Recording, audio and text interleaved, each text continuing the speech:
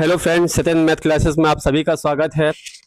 हमारा गांव परसवारा ग्राम पंचायत परसवारा के अंतर्गत आता है, जो पन्ना डिस्ट्रिक्ट के लास्ट बॉर्डर है हमारा गांव। जैसा कि हमारे गांव अंदर, जैसा कि आप देख पा रहे हैं, इस टाइप से प्रॉब्लम्स है मेरे भाई। यहाँ से मच्छर उत्पन्न होते हैं, बैक्टीरिया उत्पन्न होता है और हमारे ग्रामवासियों के बहुत ही प्रॉब्लम्स झेलनी पड़ती है। और कई बार पंचायत को भी बताया गया है, सूचना दिया गया है, बट किसी प्रकार का एक्शन नहीं लिया जा रहा है। जैसा कि देख पा रहे हैं, यहाँ पे बहुत ही लावा और बैक्टीरिया पनप रहे हैं। कृपया करके कम से कम इनकी साफ सफाई, हमारे गांव की साफ सफाई का तो ध्यान रखना चाहिए। बहुत ही प्रॉब्लम झेलनी पड़ती है। ये देखिए छोटी छोटी नालियों का, जैसे कि मतलब मुझे लगता है कि मुश्किल से आधे फीट की नाली होगी। और ये देखिए नाली, यहाँ पे साइड में नाली ही नहीं बनाई गई है। इसकी वजह से ये घर भी देखिए बिसकने के कगार में है। बहुत ही प्रॉब्लम्स झेलनी पड़ती है मेरे भाई, हमारे ग्रामीण ग्रामीण वासियों को। और हमारे साथ मौजूद है हमारे ग्रामवासी कपिल यादव भी हमारे साथ है। जैसे कि आज आपको बताएंगे कितनी प्रॉब्लम झेलनी पड़ती है। ये देखिए नाली जो भी इतनी गंदगी है हमारे गांव की। बताइए किस प्रकार से हमारे गांव के सामना करने पड़ते हैं हमारे गांव ग्रामवासियों को। यहाँ से बहुत दिक्कत जा रही है। ये नाली देखिए इतनी गहरी है, कुल इतनी गहरी है नाली। तो ये सीधी सी देखिए बात है मेरे भाई कि पानी तो रोड पे आएगा, रोड पे आएगा तो हमारे ग्रामवासी यहाँ से चल के जाएंगे। और सीधी सी बात है कि समस्या का सामना करना तो पड़ेगा ही। और जैसा कि आप देख पा रहे हैं कि नाली की वजह से घर भी गिरने की कगार में है। जो भी आप जानते हैं कि हमारे गांव में सभी लगभग गरीब लोग ही बसते हैं। बहुत ही प्रॉब्लम्स का सामना करना पड़ता है। और ये जैसे कि हमारे देखेंगे, ये साइड दिखाइए, हमारे साथ काफी लोग ग्रामीणवासी भी हैं। मैं उनसे ही बात करवाने की कोशिश करूंगा ताकि वो चीजों को बताए कि हमारे गांव क्यों इतना पीछे है। और कुछ स्टूडेंट भी हैं, वो भी शेयर कर सकते हैं। बता कितनी प्रॉब्लम जाती है हमारे गांव में। कोई विकास हो रहा है क्या? बताओ। मुंह तो बहा रहे हैं, कोई बीमारी ना दौड़ेगी। उसके साथ साथ चलो ठीक है, हाँ? बट ये है कि नाली कम से कम गहरीकरण होना चाहिए। अरे गहरी नाली हो ताकि पानी की रुकावट एक भी ना हो, पानी का बहाव बहुत ही बेहतरीन हो, किसी प्रकार की समस्या का सामना ना करना पड़ सके। मैं और भी यहाँ भी दिखाऊंगा, जैसा कि आप देख पा रहे हैं हमारे इस वीडियो के माध्यम से, यहाँ भी नाली है, बट आप देखेंगे कि किसी भी प्रकार का पानी का बहाव नहीं है। प्लीज कृपया करके जूम करके इस साइड दिखाइए आप। पानी का बहाव बिल्कुल रुका हुआ है। यदि पानी का बहाव रुकेगा तो सीधी सी बात है कि मच्छर उत्पन्न होंगे, जिससे काफी बीमारियों का भी सामना करना पड़ेगा। प्लीज कृपया करके हमारे जो भी पंचायत के पदाधिकारी हैं उनको ध्यान देने की जरूरत है, ताकि इस टाइप से हमारे ग्रामवासियों को सामना ना करना पड़े। और भी मैं आगे दिखाऊंगा अपने गाँव की जो भी रोड की कंडीशन है। ये रोड मुझे लगता है कुछ ही साल पहले बनी हुई है। ये देखिए बड़े बड़े गड्ढे हैं। ये देखिए पूरे गांव में, पूरे रोड में बड़े बड़े गड्ढे हैं और बहुत ही खराब कंडीशन की गिट्टी का यूज किया गया है। ये देखिए, ये काली गिट्टी का यूज ही नहीं किया गया मेरे भाई। तो सीधी सी बात है कि ये सड़क उखड़ेगी। ये कब तक सही रहेगी ये रोड, बताइए। बहुत ही खराब कंडीशन की रोड बनाई गई है, बहुत ही बेकार कंडीशन का मटेरियल डाला गया है, इसलिए ये रोड नहीं रह सकती है, नहीं बच सकती है। सीधी सी बात है। उस टाइम पे भी काफी हमारे ग्रामवासी लोग इसका विरोध किए थे, बट उनकी बातों को दबा दिया गया था, है ना। तो आज हमारे गांव के ही ग्रामवासी खामियाजा भुगत रहे हैं। और ये देखिए बहुत ही बेकार पानी का बहाव जा ही नहीं रहा है। यदि गहरीकरण नहीं रहेगा हमारी नालियों का तो सीधी सी बात है कि पानी का बहाव रुकेगा। पानी का बहाव रुकेगा तो मच्छर उत्पन्न होंगे, जिससे बहुत ही बीमारियों का हमारे ग्रामवासियों को सामना करना पड़ेगा। और देश जैसा कि मुहिम चला रही है कि साफ सफाई होना चाहिए। ये देखिए बहुत ही गड्ढा है ना। यहाँ भी बहुत प्रॉब्लम झेलनी पड़ती है। ये देखिए नाली कितनी चौड़ी है। ये देखिए बहुत ही प्रॉब्लम है यार। कृपया करके प्लीज ध्यान देना चाहिए। हमारे पंचायत के जो भी कर्मचारी हैं, हमारे साथ कुछ स्टूडेंट भी हैं जो आपको बताएंगे इस पंचायत और हमारे गांव के बारे में, क्या विकास हो रहा है या रुका हुआ है और क्या करना चाहिए। हमारे साथ राघवेंद्र यादव है जो स्टूडेंट है, अच्छी स्टूडेंट है, होनहार स्टूडेंट है। आपके समक्ष बताएंगे क्या प्रॉब्लम झेलनी पड़ती है, और चाहे शिक्षा को लेके हो, चाहे किसी प्रकार की समस्या हो या गांव का विकास हो, कितनी प्रॉब्लम्स जाती है बताओ। नाली नहीं है अपने गांव में। नाली है बट गहरी नहीं है ना, जिससे पानी का बहाव क्या होता है, रुका हुआ है। तो आपको भी पता है कि यदि पानी का बहाव नहीं होगा, सीधी सी बात है कि पानी जमेगा तो प्रॉब्लम्स होगी मेरे भाई, है ना। यही पूरा हाल पूरे गांव का है। ये कुछ ही सालों पहले रोड बनाई गई थी, जो रोड पूरी जर्जर हो चुकी है। पूरी गांव की रोड जर्जर है।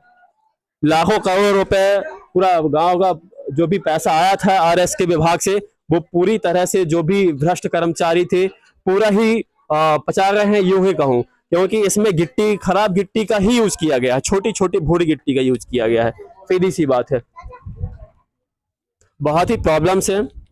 प्लीज कृपया कर, मैं अपने जो भी पंचायत पदाधिकारी हैं या जो भी हमारे विकास खंड के सीईओ साहब हैं, उनको मैं इस वीडियो के माध्यम से बताना चाहूंगा कि कृपया कर हमारे गांव का जो भी विकास रुका हुआ है या जो भी चीजें हैं उनको सही ढंग से और साफ सफाई पे तो बहुत ही ध्यान दें, ताकि हमारे ग्रामवासियों को प्रॉब्लम्स ना हो, है ना।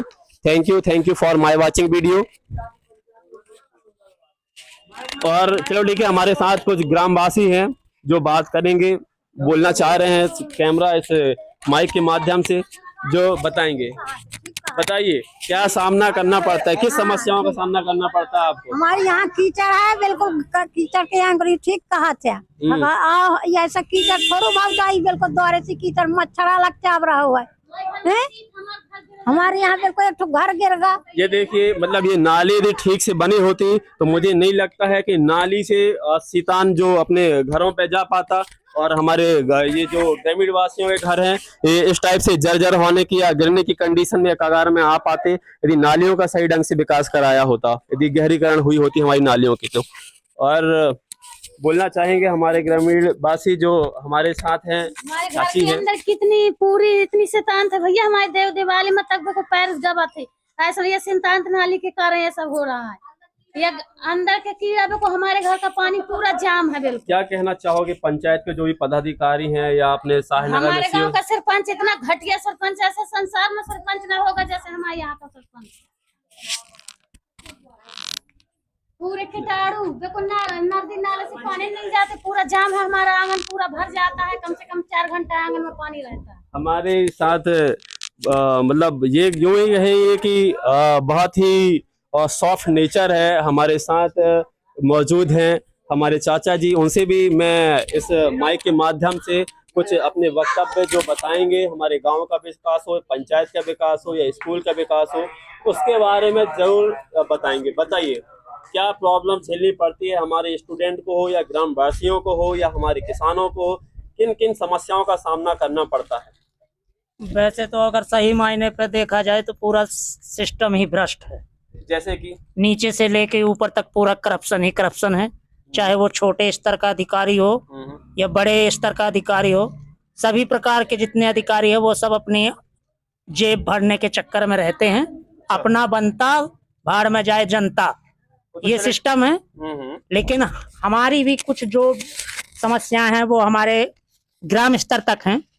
हमारे यहाँ जो मौजूदा प्रतिनिधि है सरपंच, वो इस ओर कोई भी ध्यान नहीं दे पाता। वो अपने दायित्व को ही नहीं समझता कि हमारा क्या है क्या नहीं है। ये आरईएस के विभाग के द्वारा संचालित ये सीसी रोड का निर्माण हुआ है, इस नाली का निर्माण हुआ है, लेकिन वो भी जर्जर स्थिति।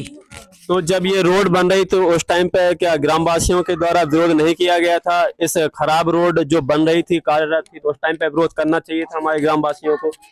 बेहद जरूरी था, और ऐसी बात नहीं है कि इसका विरोध किया नहीं गया। अच्छा, तो उनकी बातों को कुल मिला के ग्रामवासियों की बातों को दबा दिया गया, धमका दिया गया, बस उन्हें आश्वासन दे दिया गया, अरे वो तुम क्या जानो, तुम क्या समझो हैं। अच्छा, इसी दौर पे वो अपने मन का काम करते गए, और अब ग्राम के सदस्य हैं वो का जाने उतना गहरा हो गया, जो हो गया तो हो गया, बस यही सिस्टम है।